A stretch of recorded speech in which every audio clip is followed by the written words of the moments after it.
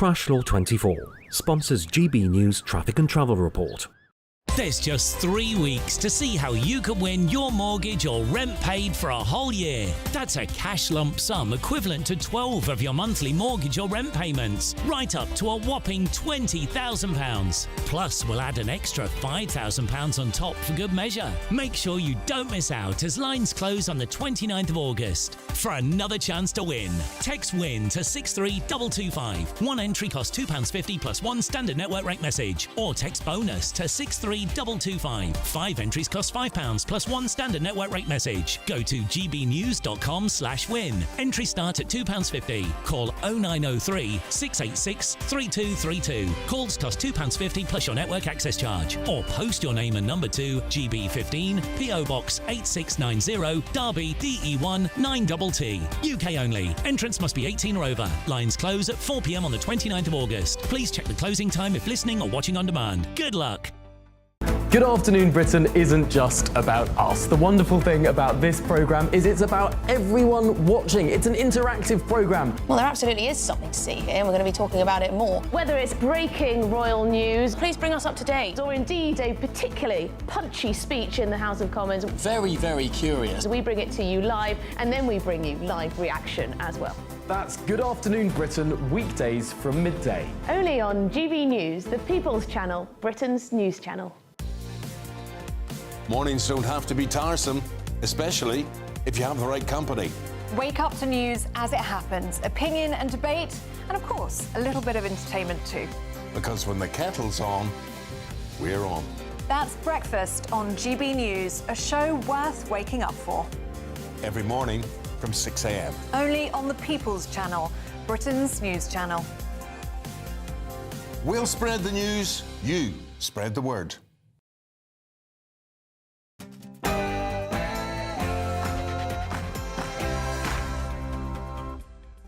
Good evening, it's 6 o'clock. I'm Miriam Cates and you're watching GB News. Coming up in the next hour on Dewbs & Co. Donald Trump is currently in flight on Air Force One en route to Alaska, where he's scheduled to meet Vladimir Putin at around 8 o'clock this evening. Could this presidential tete-a-tete bring an end to the war in Ukraine, or will Trump leave the meeting empty-handed? And suspended Labour councillor Ricky Jones, who called for protesters' throats to be cut at an anti-racism rally, has been found not guilty of encouraging violent disorder. The verdict has drawn comparisons with the case of mother Lucy Connolly, who was sentenced to 31 months in jail for inciting racial hatred in a social media post last year. We'll be asking, is this another example of two-tier justice? And it's 45 years since Margaret Thatcher launched the Right to Buy scheme, giving council housing tenants the opportunity to buy their homes at discount prices. The policy was wildly popular, but is it to blame for Britain's housing crisis in 2025? And we'll cross live to our reporter Steve Bennett, who's outside Cresta Court Hotel in Altrincham ahead of more anti-migration protests. That's right, it's the third protest outside this migrant hotel here in Altrincham, and as you can see, the crowds are building behind me. And finally, a triumph for Michelle Dewberry. Yes, GB News' very own Dewbs has forced gym chain Virgin Active to amend their changing room policy to bring it into line with the Supreme Court ruling on biological sex.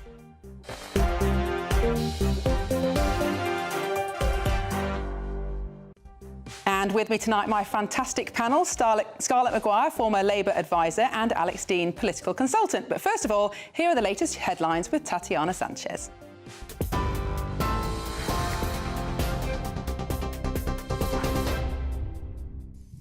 Miriam, thank you very much. The top stories. The Kremlin says President Trump is to meet his Russian counterpart at his plane upon landing. The Kremlin has also said they expect the talks between President Trump and Putin could last a minimum of 6 to 7 hours. President Trump is on his way to Alaska to meet Vladimir Putin to discuss the war in Ukraine. The US president shared a message on social media before boarding Air Force One, which said 2 words: high stakes. The Defence Secretary has dismissed calls from Nigel Farage to be allowed to nominate peers to the House of Lords. John Healey says Reform UK have been conspicuously absent over the war in Ukraine and British politicians should be speaking with a united voice. This is the moment, above all, when Putin is talking to Trump in Alaska, when the pressure must be on Putin to demonstrate that he is serious about peace, to scale back, not escalate, as he has been, the attacks on Ukraine. And we really require all political voices, including from Reform and Nigel Farage, to weigh in as strong as possible, condemning Putin, condemning the invasion in Ukraine. And we have not had that. The King and Queen have joined World War II veterans at a memorial service today on the 80th anniversary of VJ Day. King Charles and Queen Camilla, along with the Prime Minister, laid wreaths at the National Memorial Arboretum in Staffordshire to pay their respects to those who served in the Far East and Pacific during the conflict. The King and Queen led a 2-minute silence before a rendition of the last post.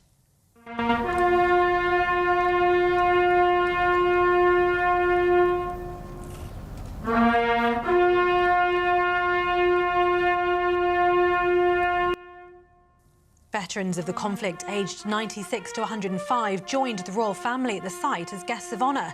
VJ Day is marked each year on the 15th of August, the date in 1945 when Japan surrendered to the Allied forces and World War II ended.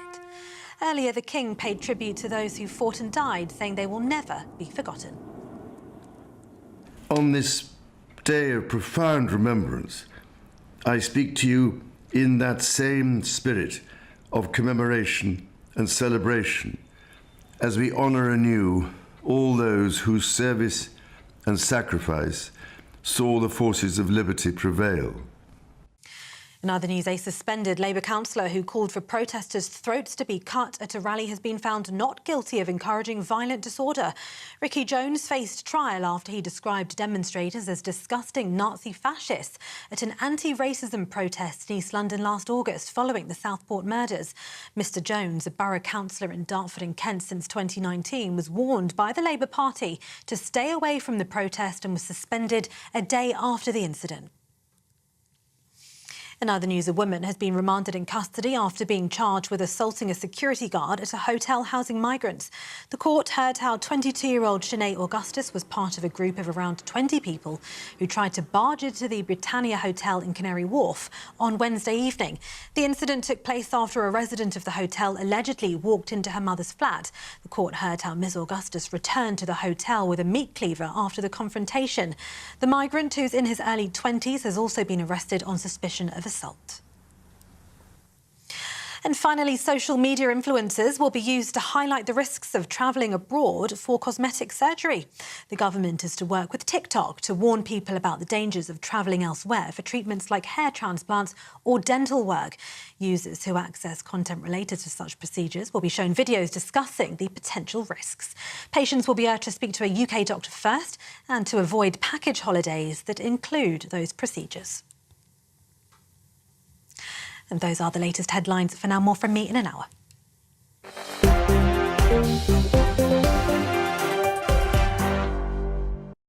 Thank you, Tatiana. Welcome back to Dewbs & Co with me, Miriam Cates. And joining me until 7 o'clock, I've got my panel, Scarlett Maguire, former Labour advisor, and Alex Dean, political consultant. And please do get involved with the debate. Get your views in at gbnews.com/your say. Well, big news today. Later this evening, President Trump will meet Russian leader Vladimir Putin in Alaska for a high-stakes peace summit on the Ukraine war. Now, this is the first one-to-one meeting between the two leaders in 6 years. Protesters have been rallying against the summit in Anchorage after the Ukrainian President Volodymyr Zelensky was not included. We need to stand with Ukraine! But President Trump is already publicising a second meeting to include both the Russian and Ukrainian leaders, and this was what Trump had to say yesterday. We have a meeting with President Putin tomorrow. I think it's going to be a good meeting, but the more important meeting will be the second meeting that we're having. We're going to have a meeting with President Putin, President Zelensky, myself, and maybe we'll bring some of the European leaders along, maybe not. I don't know that it's going to be very important. We're going to see what happens. And I think President Putin will make peace. I think President Zelensky will make peace. We'll see if they can get along. And if they can, it'll be great. So let's bring the panel in. Of course, Alex, Trump famously promised to end the war in Ukraine on his first day in office. No, he said in a day. In a day. Well, maybe this will be the day. What do you predict will be the outcome of this meeting? Well, it's very interesting. The White House is playing down expectations, which is not the normal Trump shtick. He normally says, everything's going to be fantastic, I'm going to do it, and it's going to happen immediately. Here, much more professional. You know, we're going to have another meeting soon. Don't expect too much. But, you know, we should all be hoping for good here. And the thing that's disappointed me here is that I think a lot of people have been instinctively critical of attempts to make peace because they don't like the participants. Well, I dare say I wouldn't invite Donald Trump round for dinner, and I certainly think Vladimir Putin instigated one of the worst acts of aggression in my lifetime. Nevertheless, if they are going now to try to broker peace, we should wish it succeeds. So I hope it acts, as Trump has said, in the preliminary to broader talks. You can't make peace in Ukraine without Ukraine being involved ultimately. But my position, weird for me to say it, is the same as Chancellor Merz of Germany. They should seize the opportunity for peace. But is there an opportunity, Scarlett? Does Putin actually want peace, or is he stringing Trump along as long as he can?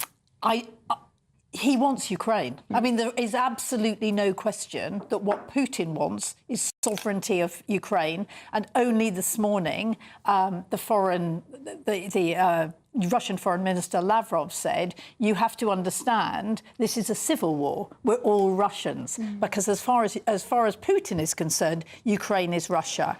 So this is a real problem. It's not about land swaps. It's actually about who runs Ukraine. Now, I think what will happen is it'll be a score draw to come out the first time. I think Vladimir Putin will, as he always does, he will nice words, talking up President Trump, saying good things, but he will concede nothing. I mean, and he's very good. What's interesting is that this originally began as just the two of them, and I do think the Europeans have come in and said, you've got to have Zelensky. And so what happens the next time is interesting.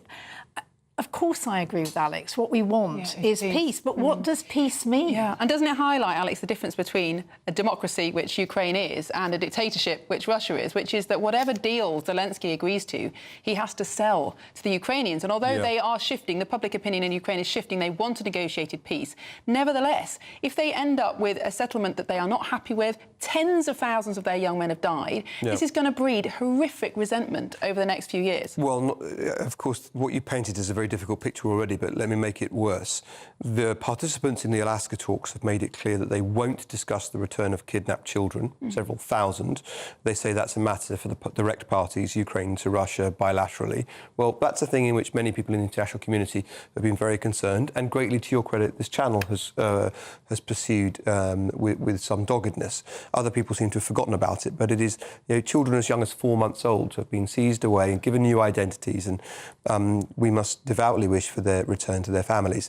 The second way that it's going to be difficult to sell to the Ukrainian people is that rights of access to material in their country are being discussed. So rare earth minerals in Ukraine, first bite being given to the Americans, which incentivizes the Americans to assist and force a deal, and it may help Putin to get the land that he wants, because he says, I'm going to give it these things that you want to you if that deal comes off. To which the Ukrainians might well say, well, you've missed a step there, which is us saying we accept and assent to you effectively rewarding someone for their act of aggression by gifting away the eastern chunk of our country. But going back to Scarlett's point, I don't think Vladimir Putin does just want a little bit more land, a little bit more minerals. He ideologically disagrees with the existence of Ukraine. And let's say there is a ceasefire along the current lines, more or less. Why, in 2 or 3 years' time, will he not just come back for more? And actually, Zelensky has said Ukraine won't cede land that could be used as a springboard for further war. That's what Putin will use it for. Oh yeah, I mean, I think, and I don't think we're talking 2 or 3 years here. I mean, Putin is no longer a young man. 72, I think. Is that right? Yes, and I mean, which obviously, you know, he could go on for decades, but time is of the essence. But also, what's interesting is when you talk about a democracy, you see, Trump said when Zelensky said, "Well, of course, I'll have to take it back to the people," and he said, "But you didn't ask the people when you went to war with Russia." And you think, no, but Russia. It's obviously ridiculous. Yes, that's obviously ridiculous, and Ukraine is the victim in this conflict. That's unambiguously the case. But I will just say a couple of things about the hopes that people express that I think might be a bit naive. People have spent years now on channels like this one saying, well, if only Putin goes, if only there's a change of leadership in Russia. First of all, how's that coming about? But second of all, the assumption that after having control for this long, you don't get Putin Mark II unless there's real change in Russian society. It seems to me to be rather optimistic. But the second point I think is worth bearing in mind about the relations here is that, to your discussion about the springboard, we had much the same conversation about the Sudetenland as a country when we sacrificed our ally Czechoslovakia's ability to defend themselves and said, well, don't worry, this aggressor will only take this much land. Of course, you're talking about the Munich Agreement in 1938, and this meeting has been compared to the Munich Agreement when Britain and Germany and others divided up Czechoslovakia without the Czechs there, and that is exactly what's being compared to. But let's talk about the Second World War, because, of course, today marks 80 years since victory in Japan. And actually, that victory was brought about by nuclear weapons, and the threat of nuclear war is what has dominated Western military history since then. And even in this war in Ukraine, the threat of nuclear weapons is what's hanging over us. It's the reason, really, why the West has not got involved with Russia. You know, what's next for nuclear armaments? There's even talk about Ukrainians wanting their nuclear weapons back. Oh, yeah. I mean, remember, Ukraine gave up their nuclear weapons on the absolute promise that NATO would look after them. I mean, you know, we owe Ukraine, I'm afraid. And, I mean, I think as far as nuclear weapons, I certainly have come across a lot of people of varying politics who are terrified of Russia launching a nuclear weapon against Britain. Yeah. I mean, it is so... That is, I think you're completely right. I think that had it been somewhere else, we would have gone in. There would have been, as they say, boots on the ground. Well, let's be honest, we did in Iraq and Afghanistan, countries that are, in pragmatic terms, less important than Russia. But the threat of nuclear warfare. Do you think Europe's over as a military force? We've said the right things. Starmer's got his coalition of the willing, but at the end of the day, this is between Trump and Putin. No, by no means. Not least because you do get to the same sort of sum. You exceed the sum that the Americans spend on defence if you aggregate the spending done on this continent. The trouble is, it's done so wastefully and very often done to prop up national champions or to pursue local agendas. It's done for employment terms and so forth, rather than actually what might make a difference to your ability to produce and then use that production effectively on the battlefield and in materiel terms. America's got, and they're all household names like Boeing and so forth, they've got 5-6 primes with the most important defence complex in the world. Europe, currently far more fragmented and less important, we've got 40, right? So the idea that you could compare the two right now is wrong, but you don't write it off either. I think that nothing has brought Europe together militarily more than Trump and Vance, actually. I mean, that by writing Europe off, by saying you're not important, actually the Europeans have got together. And what Zelensky knows is it's the Europeans who are saying, we're backing you, and we're making sure that you're going to be at the top. Well, I disagree. What's brought Europeans together the most is Vladimir Putin being an aggressor into the largest country wholly in Europe, Ukraine. Well, we will be covering Donald Trump's hopeful arrival in Alaska and, of course, that meeting later on this evening on GB News. But coming up, suspended Labour councillor Ricky Jones has been found not guilty of encouraging violent disorder. Is it another example of two-tier justice? We'll be debating that next.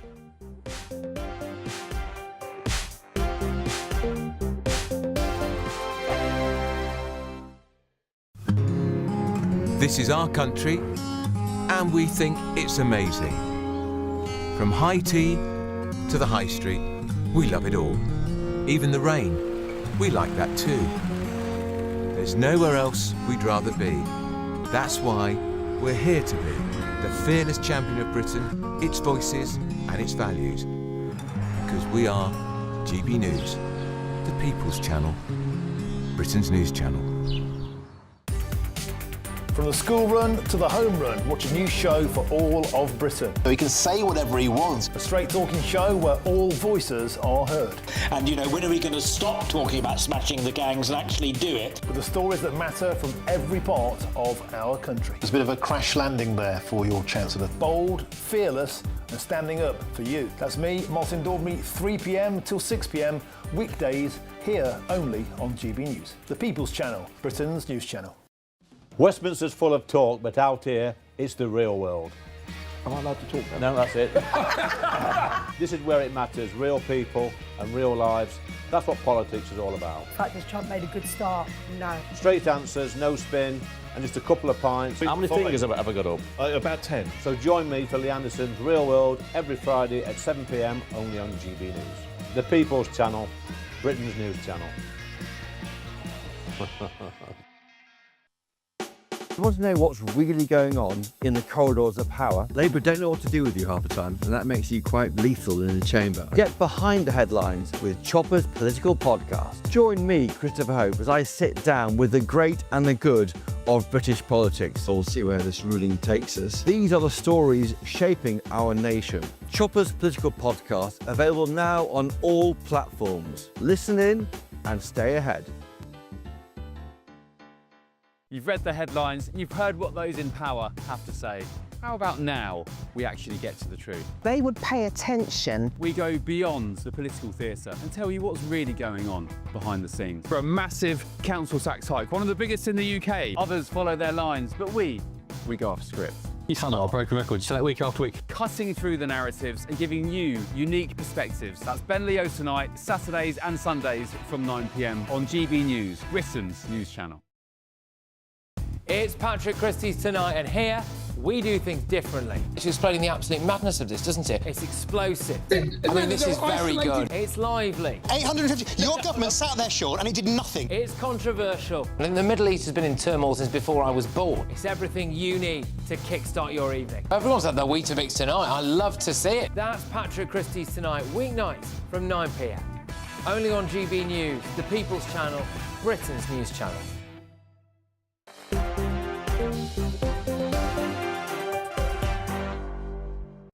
Welcome back to Dewbs & Co with me, Miriam Cates, and keeping me company until 7 o'clock, I've got Scarlett Maguire, former Labour advisor, and Alex Dean, political consultant. Now, more anti-migrant protesters are rallying outside Cresta Court Hotel in Altrincham. It was just last week that GB News reporter Sophie Reaper was covering a stand-up to racism counter-protest in the same area when she was struck on the head by a metal placard. Take a look at this. I'm just being harangued here. Oh dear, it's become... I'm just going to get on the other side of the police line, Michelle. The police have... your side. Excuse me, what do you mean? What do you mean our side, sir? Whoa, ow! I've just... Michelle, I've just been hit by a placard on the head by one of these counter-protesters. We are just trying to give them the opportunity... Excuse me, ma'am. We are, of course, just trying to give them the opportunity to have their side. Well, the protesters are out in force again, so let's cross over now to GB News reporter Steve Bennett, who is at the scene. That's right, there are no counter-protesters today, actually. Let's just show you over there. They haven't turned up today, so things are much calmer here at the Cresta Court Hotel. And I'm with a gentleman over this side, Steve, local resident. Steve, tell us, what brings you out here today? Well, I live local, lived here about 3 years now, and I'm just annoyed with our government for a lot of reasons, as most people are. I'm sick of them using our taxpayers' money to house fighting age men in our local community. I've nothing against genuine asylum seekers, which are women and children.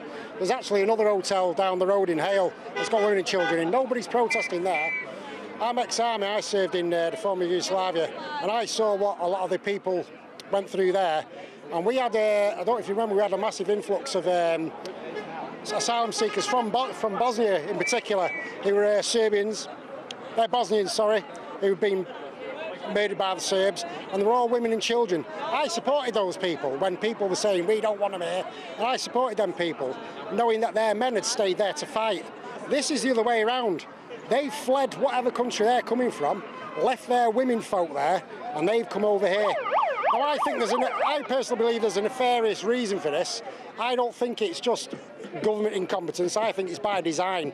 I think this is the UN force that's going to be taking over us when our own armed forces and police go, enough's enough, we're not doing this anymore.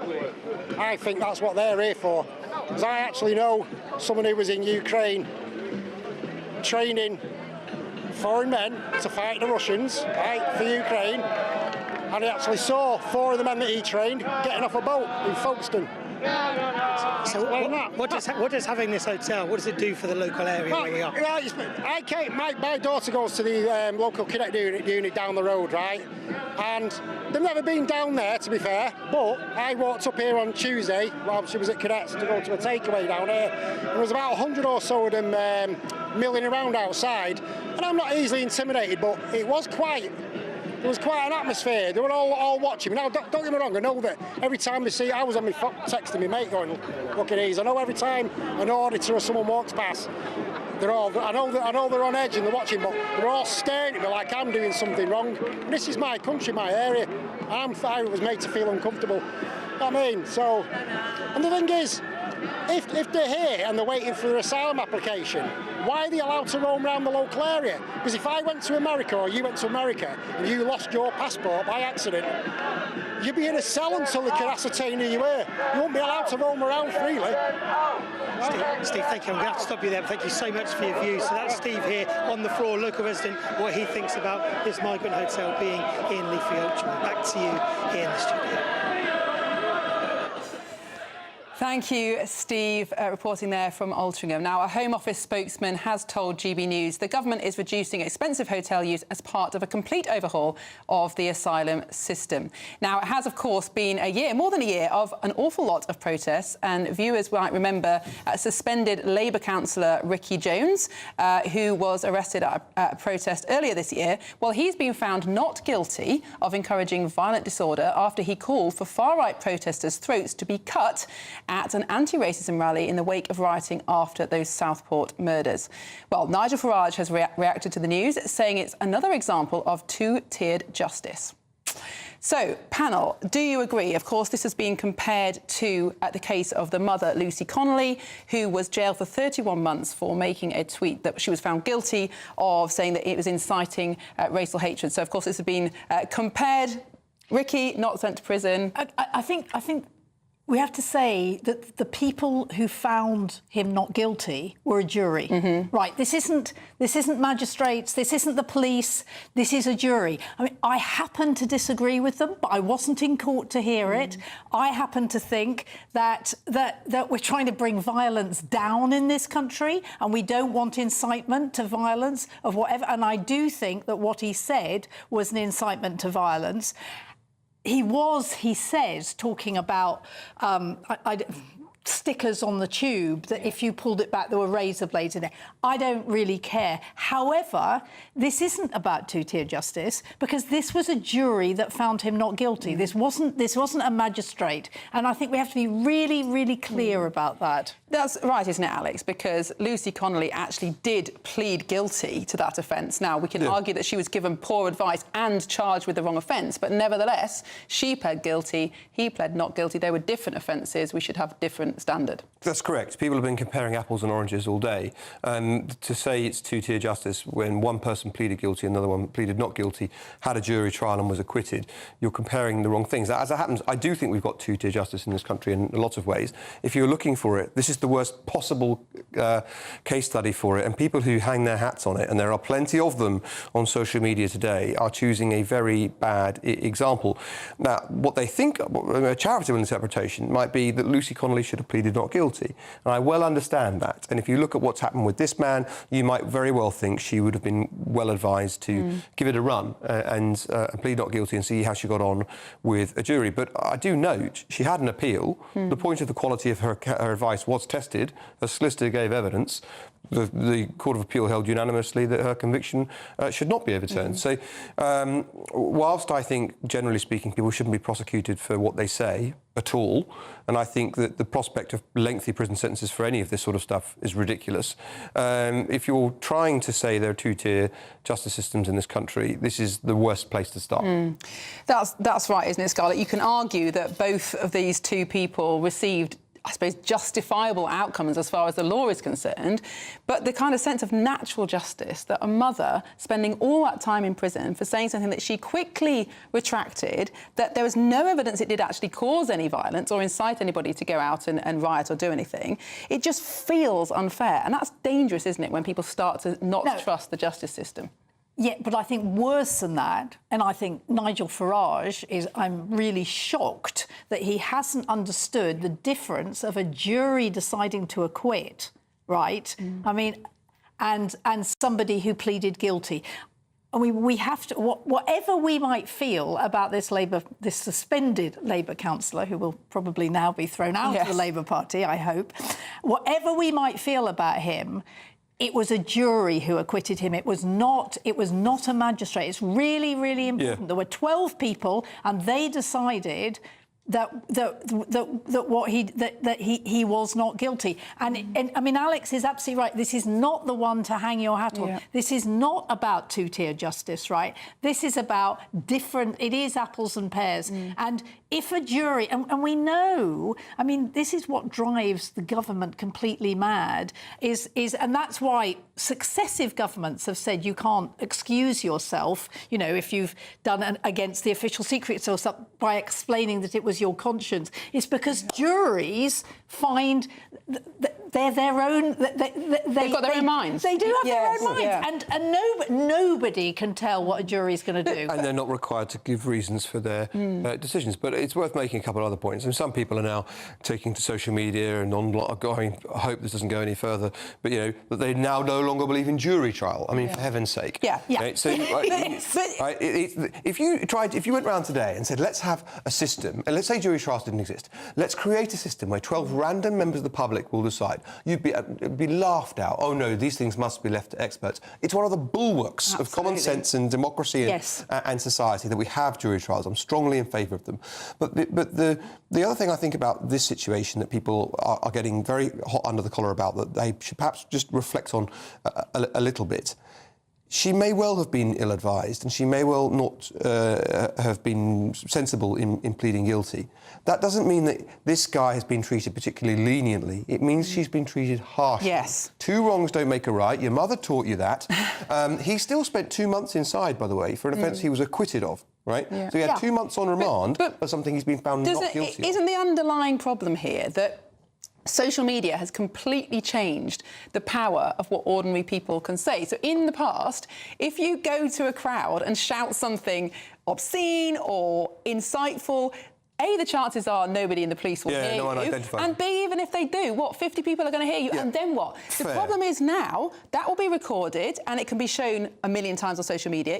An ordinary person with only a few followers can write a tweet. It can be seen millions of times in a few hours. And so the authorities are treating those kind of, they're calling them offences, as if they're mass communications, when actually they're ordinary individuals just being a little bit unwise. This guy did have a microphone. I mean, he was making a speech. It would have gone very further. unpleasant. No, I think what he did was entirely wrong. Yeah. I mean, it was an incitement to violence. And you know, it's really important to remember that the American court said there is freedom of speech except to call fire in a theatre. And I think what Lucy Connolly did was appalling. Right, and but there has to be a difference. Hold on, I'm finishing. And what he did, and I think both of them are driven, and both of them are incitement to violence. And I mean, actually, the guy who was just being interviewed at Altrincham, who said, you know, this is a sort of army of people coming over to take over Britain.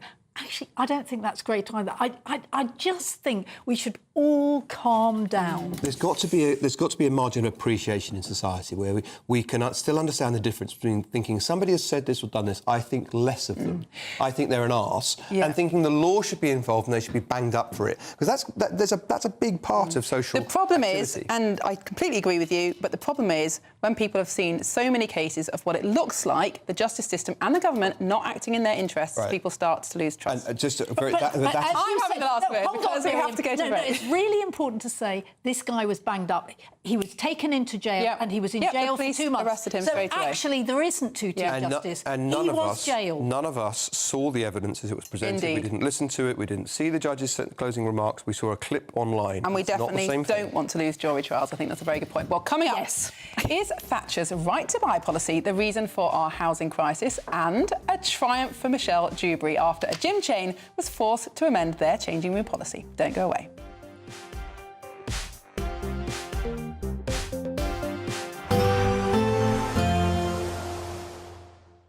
Ready to soak up that holiday sunshine? Won't we need some cover? No worries. All sorted. All Clear Travel Insurance sponsors GB News Travel Destinations Forecast. Temperatures easing a little bit in Spain and Portugal, but it's still going to be pretty hot for the next few days. Pretty humid in Italy with the threat of a few scattered heavy thundery showers. Dry and sunny in Spain and Portugal. As I said, though, temperatures just dropping a little bit here over the next few days. Could be quite breezy for Sicily and parts of northern Tunisia. A bit of a breeze blowing over the Greek islands as well, but plenty of sunshine likely here. Continued risk of a few showers for Italy and Croatia. All Clear Travel Insurance sponsors GB News Travel Destinations Forecast. Hello again and welcome to the latest update from the Met Office for GB News. We do have a lot of cloud across the eastern parts of the UK. That's going to spread further west during the next 24 hours.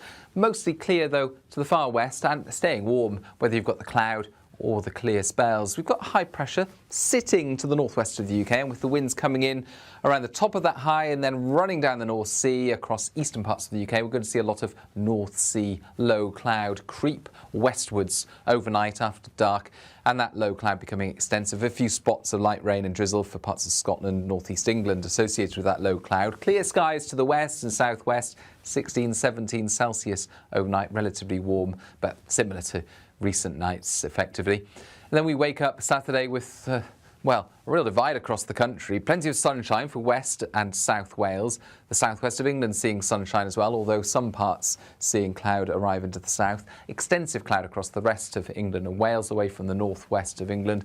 Northern Ireland, mixed conditions, a lot of sunshine but some patchy cloud. And then this divide across Scotland with extensive low cloud through the central belt, across some of the higher parts of eastern Scotland, sunshine elsewhere. And where we've got the cloud to start things, it's going to take some time to clear. It will want to try and lift and break as the sun warms things up, but I think it will take until early or even mid-afternoon for many places to brighten up. It's going to be a slow process. That will leave temperatures mostly around the mid to high 20s, where we get the sunniest skies towards the southwest. That's where we'll get the highest temperatures. Sunday's a different beast. I think we're going to start off with less low cloud. That means quite quickly from the word go, temperatures will be rising.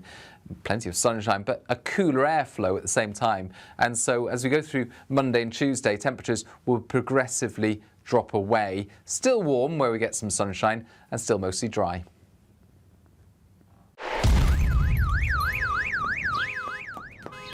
Crash Law 24 sponsors GB News Traffic and Travel Report. Good evening. This is the latest AI travel news from GBnews.com. The A76 is closed in both directions between Auchinleck and Cumnock due to roadworks. Expect disruption on the A19 northbound exit slip to the A174 in Middlesbrough because of an accident. One lane is closed. Westbound on the M4, road closures between junction 45 at Ynysforgan and junction 46 at Llangeflach are for structural inspections, so motorists should follow diversions. In Bristol, northbound on the M11 between junctions 5 and 6, there's a traffic collision with delays. And on the trains, Great Western Railway services between Ash and Guildford face disruptions. For more travel news, go to gbnews.com. Crash Law 24 sponsors GB News Traffic and Travel Report.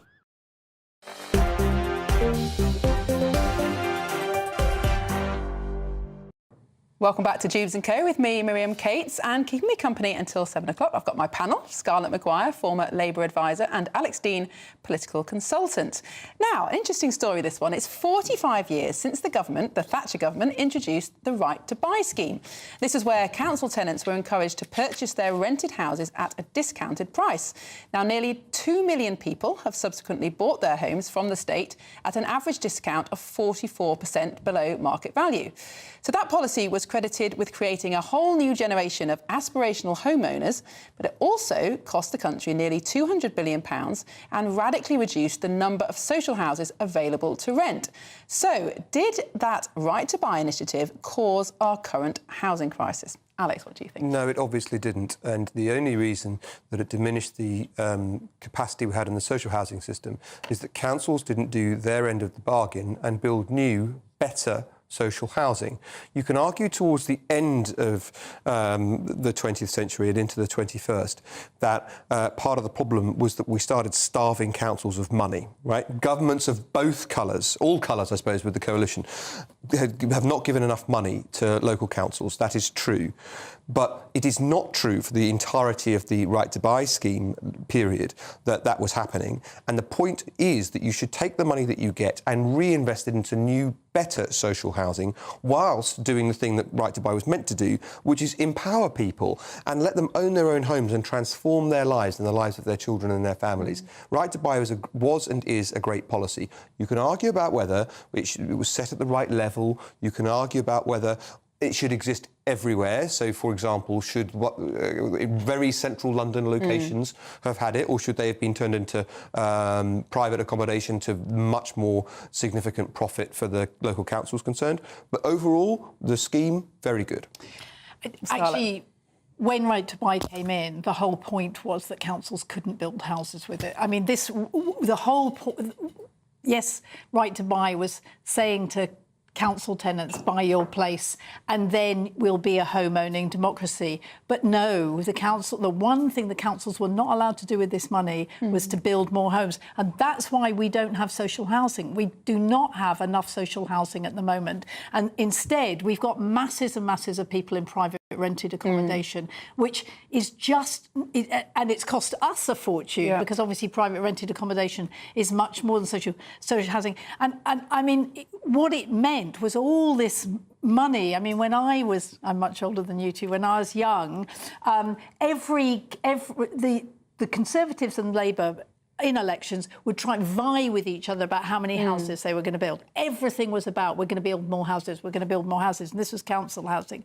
And then it went. And then it actually went. And that is the problem, is that social capital, which the taxpayer has invested, was no longer ours. And that's the problem for me, Alex, is that apparently, I didn't know this until I was looking into this, but there was a right to buy your council house since the 1930s, actually. Yes. It wasn't very common, but people did it. But what Thatcher introduced was this huge discount on market value. And you could quite easily argue that people who were lucky enough to live in a council house in the 1980s, who then bought it at massively decreased value, and then 25 years later, having benefited from the asset bubble that we've seen in this country, sold at 1,000% profit, and now those houses are on the private rental market, and the country has lost an enormous asset that can never be sold again. And one of the examples that the Times has given covering this story is of people who bought their council houses on the Golden Lane estate, so right next to the Barbican, super location. I lived there briefly, rented. It's all your fault. I rented there briefly, of course, I understand that point, and that's why I said maybe you can dispute whether the level of discount was set at the right point or not. But the biggest reason we're not building enough houses in this country is NIMBYism, rife unwillingness to allow new development anywhere. And that applies whether it's private, social, some mix of the two, common hold, and debates we've had about having a new leasehold system in this country. Right across the piece, parties of all colours just won't green light building. And that's, I mean, when this new government came into place, of course, I, as a Conservative, stood against them at the last election, but I at least hoped they would have a better growth agenda on building, and maybe yet they will. I hope they will. But the targets they're setting are basically the same targets we've had governments set for the last 50 years. But Do you think Angela Rayner will succeed in her social housing targets? Basically, you know, I read the Daily Mail every day, and every day it has stories about dreadful councils overruling this for planning and trying to... But what we have to remember, I mean, I remember being really shocked at up north, a school that a head teacher was allowed to live in a certain house. And I knew this particular one. She did right to buy, and that's the end of head teachers being allowed to live in the school because it became her house. And that was the problem: is that they took something that was of benefit to the community and it became theirs. And that's what was so awful about right to buy.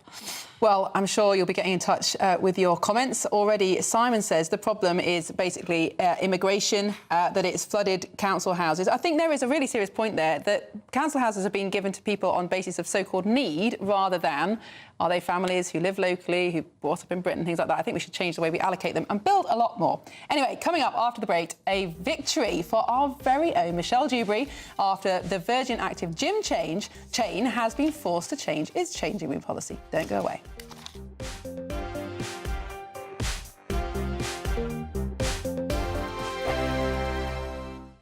Welcome back to Britain's Newsroom with Andrew and Beth. Hello everyone, Patrick Christie is here. I'm Michelle Dewberry. Britain's News Channel. Access the stories that matter to you. Take the GB News family with you on any device. And as long as you have an internet connection, tune in to GB News anywhere on the planet or beyond. GB News, the People's Channel, Britain's news channel. At GB News, we love to hear from you, our loyal community. So drop us a line at gbnews.com/yoursay. There you can talk to each other and also to the presenters live on air. gbnews.com/yoursay, because GB News is your channel, Britain's news channel. Exciting news. Every Friday, my Patrick Christie's Tonight Show is going to have a twist to it. We're welcoming some special guests. You. That's right, on Fridays I'm going to be doing my show in front of a live studio audience because this show is about you and what you have to say. It's going to be the same big debates, same big topics, same big opinions, but every Friday night at 9 p.m. you are invited to come on down to Patrick Christie's Tonight to be a part of the action.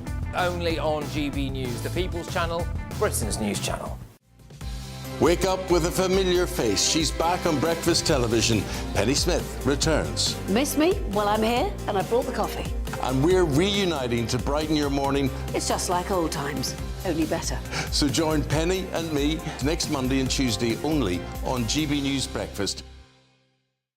Good Afternoon Britain isn't just about us. The wonderful thing about this programme is it's about everyone watching. It's an interactive programme. Well, there absolutely is something to see here, and we're going to be talking about it more. Whether it's breaking royal news, please bring us up to date, or indeed a particularly punchy speech in the House of Commons. Very, very curious. We bring it to you live, and then we bring you live reaction as well.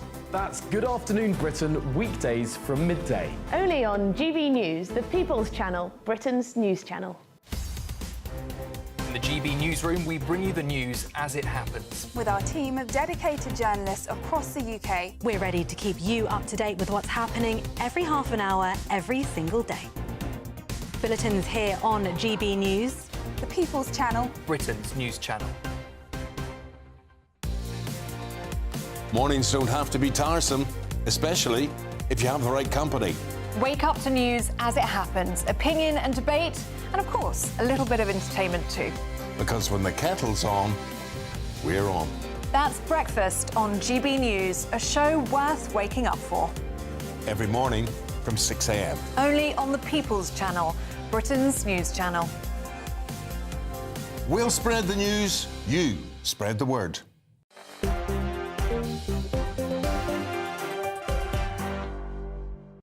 Welcome back to Dewbs & Co, and it's Friday night, so welcome to the Dewbs Tavern. Cheers. Cheers to the panel. Now, a fantastic story now. Back in May, GB News star and normal host of this programme, Michelle Dewberry, dramatically cancelled her Virgin Active membership after encountering a man in the female changing rooms. Well, Michelle took action against the gym chain, and today the company told its members it had updated its policy and that from now on, only biological women were allowed into female changing rooms at its 43 UK clubs. Well, Dewbs has scored an incredible victory, not just for herself, but for all women. And here she was speaking on GB News earlier. I am delighted to say seismic victory for women and girls. It's not just about this one gym. It's not just about me in my changing room. It's about all of us females. We have an absolute right, a legal right, not to have men in those intimate single-sex spaces. And now this company, they have folded. They've finally decided to act in keeping with the law. And I, for one, am delighted. Now, a spokesman for Virgin Active told GB News, we acknowledge the UK Supreme Court judgment in April, which confirmed that the Equality Act 2010 defines sex in biological terms. We understand and accept that this ruling is legally binding on our business, as well as all other gyms and similar facilities across the UK. Now, Duncan Bannatyne, of course, another gym owner, has said, fantastic, well done, a great result. More people in the UK need to do this too. So I think this could potentially trickle down into other gyms. Of course, this is an absolutely huge change, Alex. Yep. Not long ago, lots of big companies like Virgin Active and many others were very keen to be on the side of so-called trans rights, you know, signing up to all these diversity initiatives. This is a really watershed movement in the fight for women to get their spaces back. It's very interesting. This happened in the same week that Nicola Sturgeon's memoirs, self-serving memoirs, are out, in which she just brushes over the fact that she thought it was quite right to send a male rapist to a female prison, having done about the worst crime, the most invasive crime that you can commit towards a gender, saying something like you can pretend to be that gender and off you go and you get to be in prison with women. So from one end of the spectrum where that happened to this on the other, women's private spaces in private environments like a gym. It seems, I think we've gone past peak trans and we are willing now to say the foundational myth that a man can become a woman is something you can now challenge in a way that you couldn't before. You know, people are coming, how all these things about how your genes change, your DNA change. They're like a complete nonsense, and we're all supposed to sit there and say, yes, OK, a man is a man, and then he might have an operation, and then he's a man who's had an operation, right? It doesn't transform him into a woman. And this is just one aspect of that. And in Michelle's piece that you just showed us, the most important thing to my mind was her pointing out that it is now the law. The Supreme Court has always been the law. It's just the interpretation was somewhat muddy. The Supreme Court made it very clear both that Scotland had misunderstood and were misapplying the Equalities Act, and that venues with this sort of space were not applying the law properly and saying that men pretending to be women could demand access to it.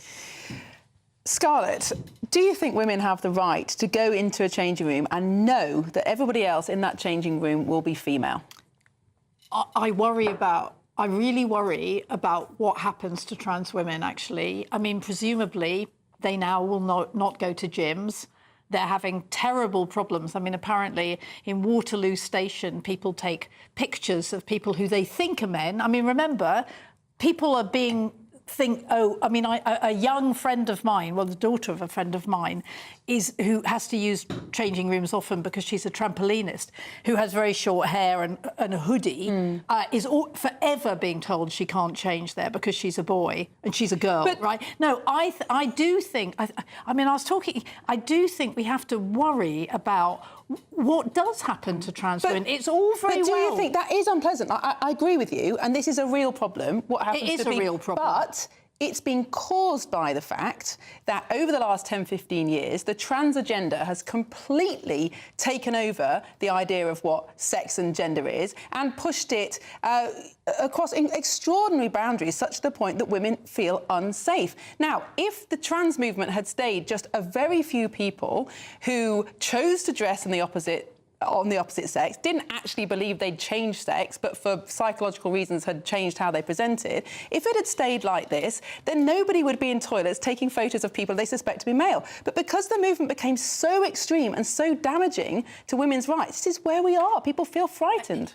So there's polarity on both sides, and there are very, very few trans people, right? I mean, for most of us, most people. Well, in London, but actually, the point is that it's most of them. I mean, there's somebody I see on the bus most days, and she just sits there with her handbag. Clearly, she's about 6'2", and I assume she's a man, and doesn't bother anybody. And I just feel I feel it's really. Yes, But there's a difference. and therefore your bus acquaintance wouldn't be affected by this either way. Because they don't bother people. They don't try and go into some other ways into women's changing rooms. So where does she go to the loo?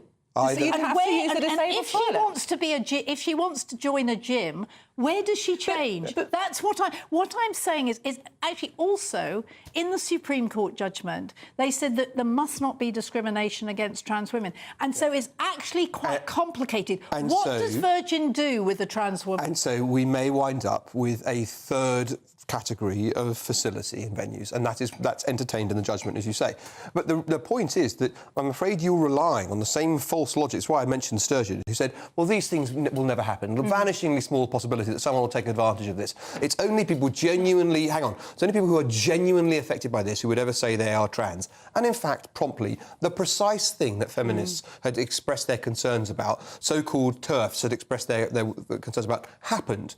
Men started saying, I am a woman, to be able to gain access to women's private spaces. Men started saying, I am a woman, to evade going to men's prisons and going to females' prisons, where they thought they would have a worse time in the men's prison, they thought they could be a predator in the female prison, and they were getting their way. And funnily enough, even people who passionately believed in Scottish independence said, do you know what, up with that I will not put. You believing that you should be able to send a male rapist to a female prison, that's when you lose me. Scarlett, can we not say, at the same time, yes, this will affect a small number of trans people, and they have a genuine difficulty now, but at the same time, the much bigger importance here is that, as we've known for centuries and millennia, women must be able to get undressed away from the male gaze. That's just more important than any impact on any individual in this case. Yeah, but most changing rooms have cubicles, so it's not about being able to... But there's just still really closed space. No, I absolutely agree. Virgin Active don't. I used to be a member. That's not... OK, I don't know. But I absolutely agree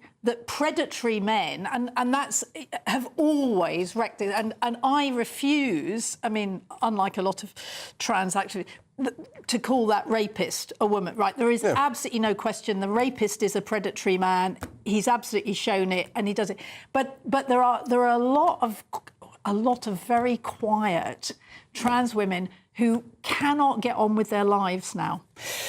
Well, thank you both. I think we're going to have to leave it there. But my view on this is that it's not about predatory men. It's about the fact that women are highly evolved to be nervous of men they don't know in enclosed spaces. That is a good instinct. It's an instinct that's evolved over millennia in order to keep us safe. And a man does not have to be safe or not safe for a woman to be uncomfortable to undress in front of him. That's well just done, a fact Michelle. of life. It's just biology. Well done, Michelle. Well done, Michelle. Thanks for watching. Thanks to my panel for a very engaging show. And enjoy your Friday night. I'll see you tomorrow at 10 o'clock on Saturday Morning Live.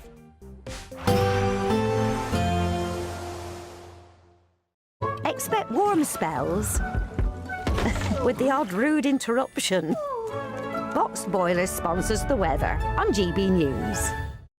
Hello again and welcome to the latest update from the Met Office for GB News. We do have a lot of cloud across the eastern parts of the UK. That's going to spread further west during the next 24 hours. Mostly clear, though, to the far west and staying warm, whether you've got the cloud or the clear spells. We've got high pressure sitting to the northwest of the UK, and with the winds coming in around the top of that high and then running down the North Sea across eastern parts of the UK, we're going to see a lot of North Sea low cloud creep westwards overnight after dark, and that low cloud becoming extensive. A few spots of light rain and drizzle for parts of Scotland, northeast England associated with that low cloud. Clear skies to the west and southwest, 16, 17 Celsius overnight, relatively warm, but similar to recent nights, effectively. And then we wake up Saturday with, well, a real divide across the country. Plenty of sunshine for West and South Wales. The southwest of England seeing sunshine as well, although some parts seeing cloud arrive into the south. Extensive cloud across the rest of England and Wales, away from the northwest of England. Northern Ireland, mixed conditions, a lot of sunshine but some patchy cloud. And then this divide across Scotland with extensive low cloud through the central belt, across some of the higher parts of eastern Scotland, sunshine elsewhere. And where we've got the cloud to start things, it's going to take some time to clear. It will want to try and lift and break as the sun warms things up, but I think it will take until early or even mid-afternoon for many places to brighten up. It's going to be a slow process. That will leave temperatures mostly around the mid to high 20s, where we